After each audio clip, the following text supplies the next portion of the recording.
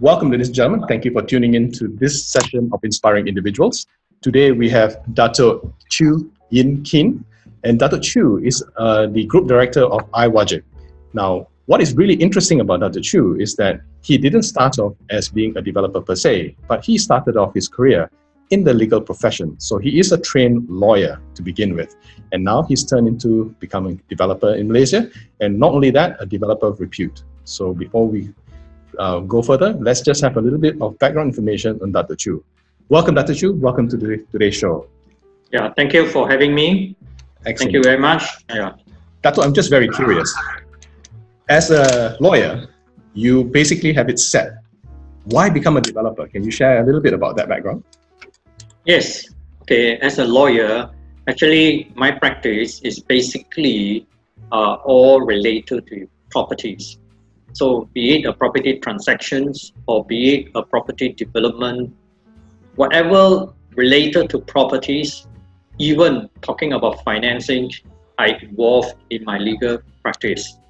Arising from there, I have learned a lot of the industry, property industry, where I can apply my knowledge of my legal background to property development.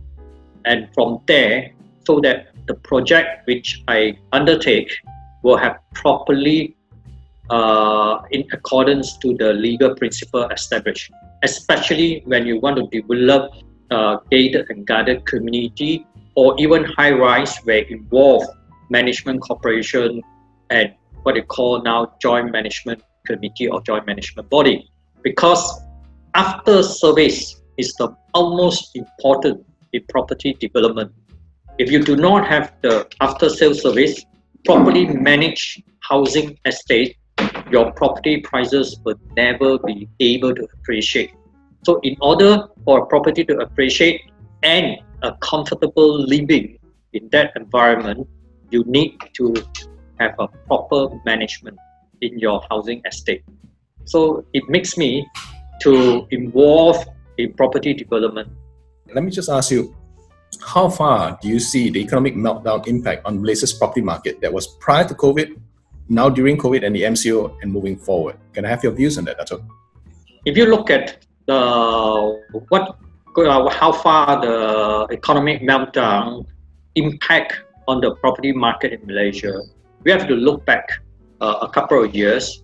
First of all, we look at our property prices back to Q4, fourth quarter of 2016.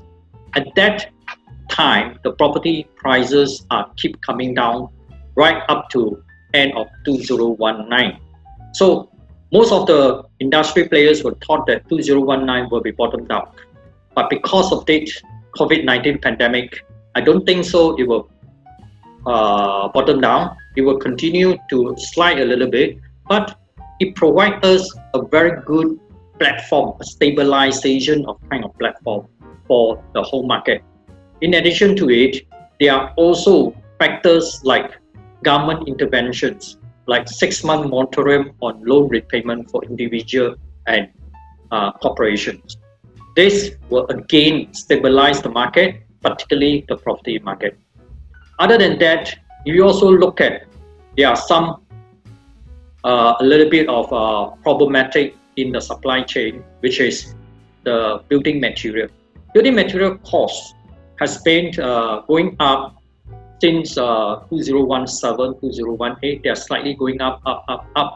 But the prices of property will never go up. In fact, it came down for the past couple of years. So therefore, there will be a push because the costs go up, the price not going down, so the developers' margin are getting thinner and thinner, and therefore the market the price of the property probably will be maintained in that way. Other than that, if you really look at another factor, which is you look at all the past recessions. The past recessions all are due to economic mismanagement or a faulty of the monetary policy, which caused the economic crisis or the recession.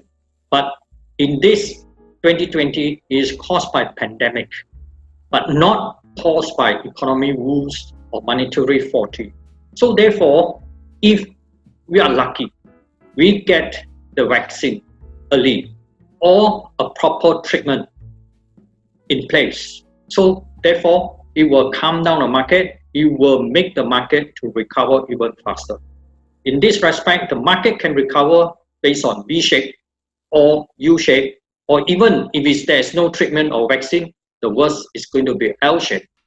So to look at all these factors, to me, the property market in Malaysia, yes, it will be dampened.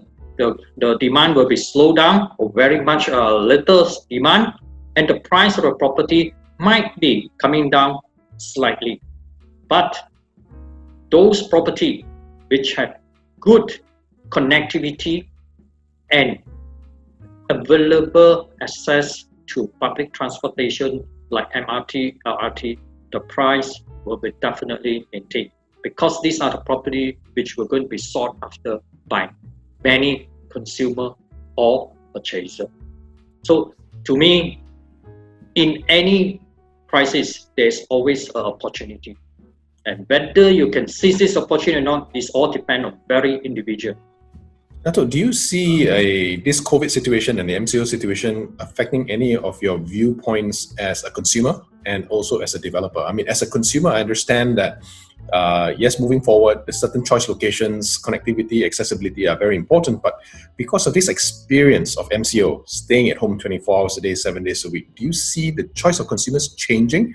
And as a developer, how do you respond to that, Dato'? Real estate or property are always the same. They are the safest investment as compared with others. If you talk about stocks, it can come down tremendously, like you lost everything. But in property, you're not.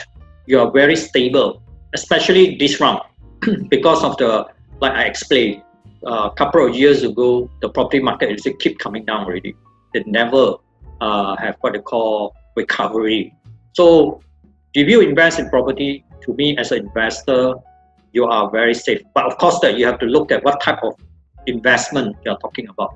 If for investment, I would recommend that you do not look at retail or commercial properties unless it's a choice location. Otherwise, no. Because retail, you're going to recover much, take longer time because of the pandemic, the way we control or contain the COVID-19. But as a home buyer, you buy it for own occupation. That's a different choice.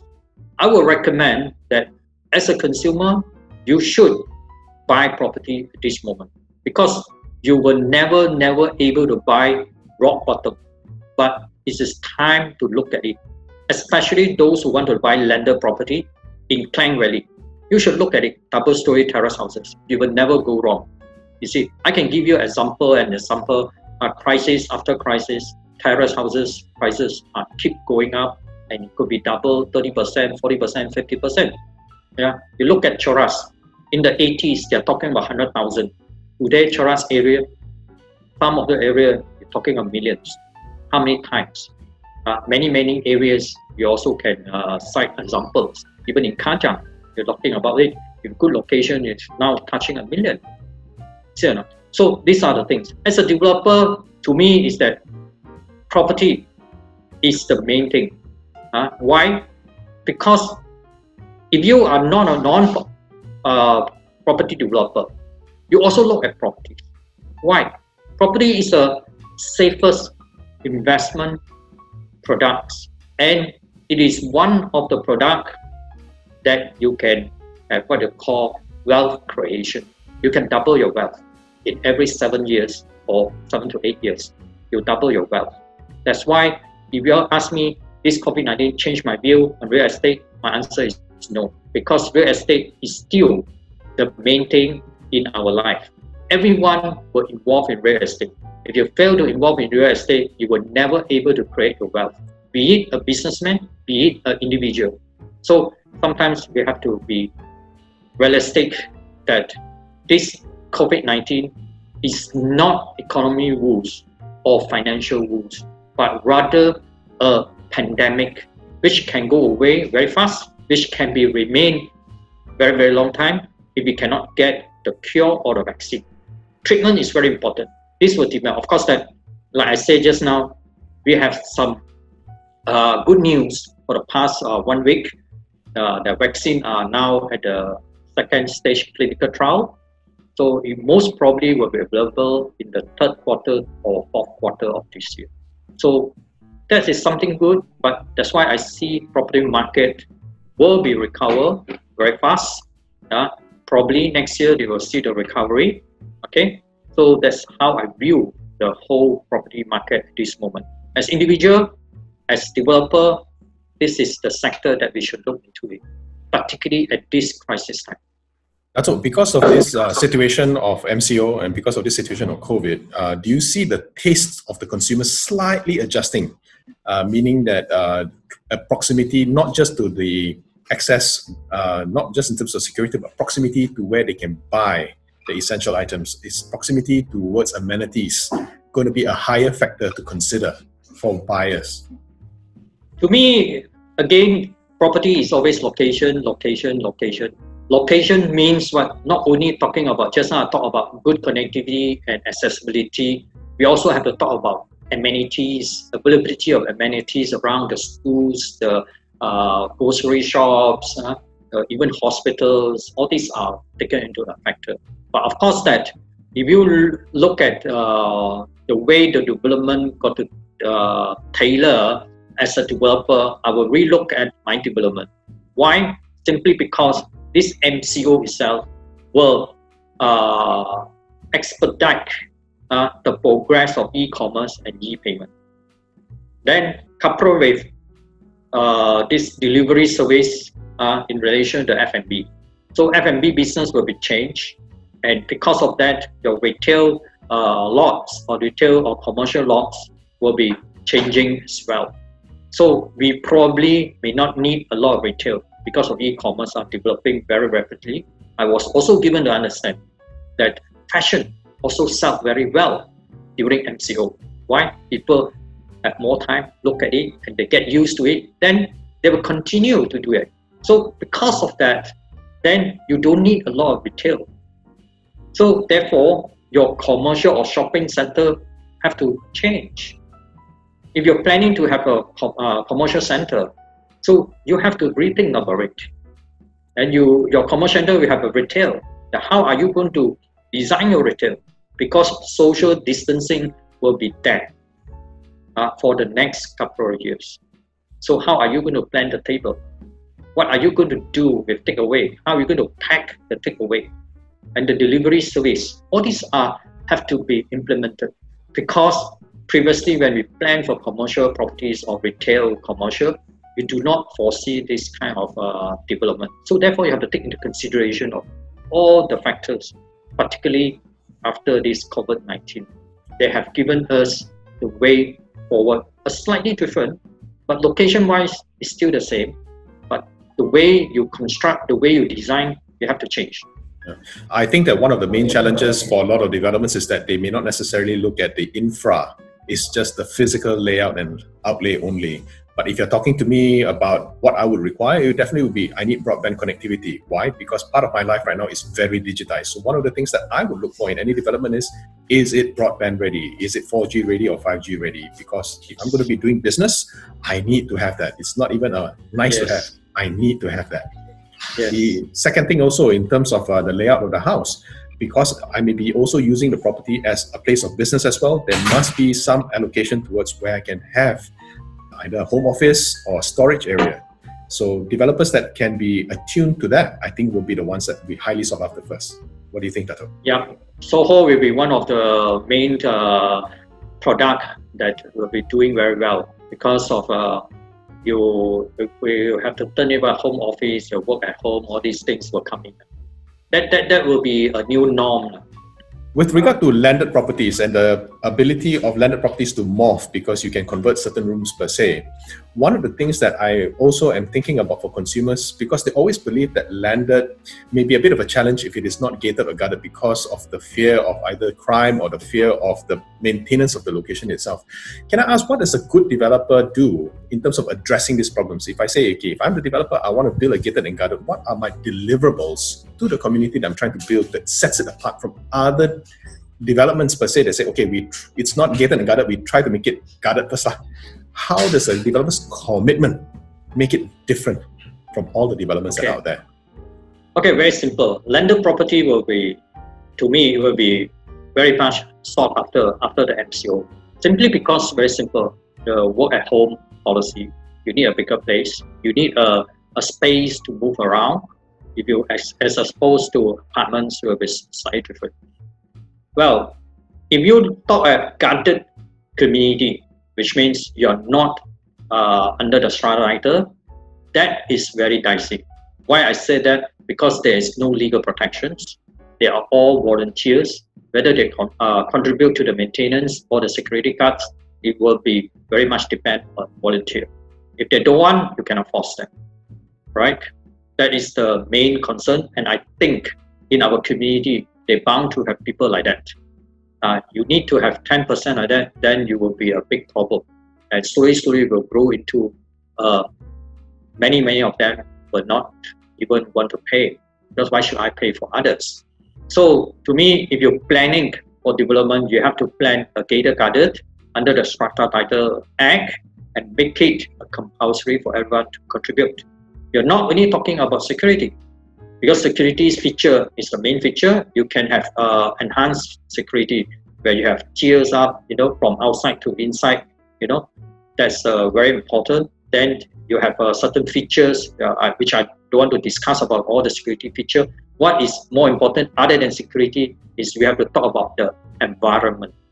So you can create a very nice landscape maintained by the community by employing landscapers, gardeners to maintain it. And so that when you work until very tired, you need to go for a walk, you have a nice place to walk.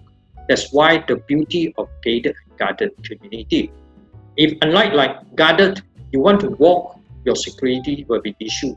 Because they're talking about security guard, you cannot put a perimeter fencing, 7 feet, 8 feet perimeter fencing around your community. So gated and guarded is just like you provide guarded, you just provide a security guard. You have 2 or 3 security guards doing rounding, taking care of 200 houses, you think it's sufficient? You need technology to help. You need CCTVs. You need panic buttons. You need what they call clock-in system for the security guard vendor. You can check on them whether they have a patrol or not. Then, other than that, the house alarm system will come in. Then we have what I call other features as well. So landscape is one of the part of the development is very important. If you have a good landscape, planned landscape, team landscape, I believe that will add values to it. Because when you work at home, you want to have a half an hour walk. You can walk to the theme park, you feel relaxed, you feel very what I call calm and serene. So this is a very important kind of environment you have to create. Not only talk about security, you have to create an environment so that you work at home, you'll be more relaxed, more calm, and you will more productive. Otherwise, if you stay in an apartment, okay, you got families, you got children, how? They're bound to disturb you. But if you stay in this kind of environment, your children can go up and play, and you are not worried about their security. And you know that there is a landscape there for them. There's no danger, because it's all fenced up, the whole area. Then you got a CCTV, so you got a panic button, all these are in place. So there are many. So in other words, the way you manage it also quite easy. You can use mobile applications like Jaga apps. There are also others apps in the market to help you to run the whole community, the security, the maintenance, and etc. That will be a more kind of development. And if those who construct high rise. To me, you still can apply these features. Because why? Nowadays, high rise is trying to squeeze everything out, where you do not have what I call a good natural lightings or natural ventilation in some of the common area, particularly lift lobby. They are very enclosed, which is very bad for health. Especially you're talking about pandemic, you're talking about hygiene, you're talking about you need good ventilations. Okay, so therefore, I think the property developers must plan to have more spacious, open up, get the natural lighting, the sunlight must come in, and as well as natural air ventilation. The flow of air is very important. So I came across many properties, condominium, even you talk about what you call the high cost condominium, the upper market one. The lift lobby also, I would say, is concealed. There's no proper ventilation. So this kind of development, you got to relook at it, replan. That's why just now I said you have to relook at it at many factors now. So for MCO, give us a very different kind of perspective, how we should choose our property or how we should develop a housing estate.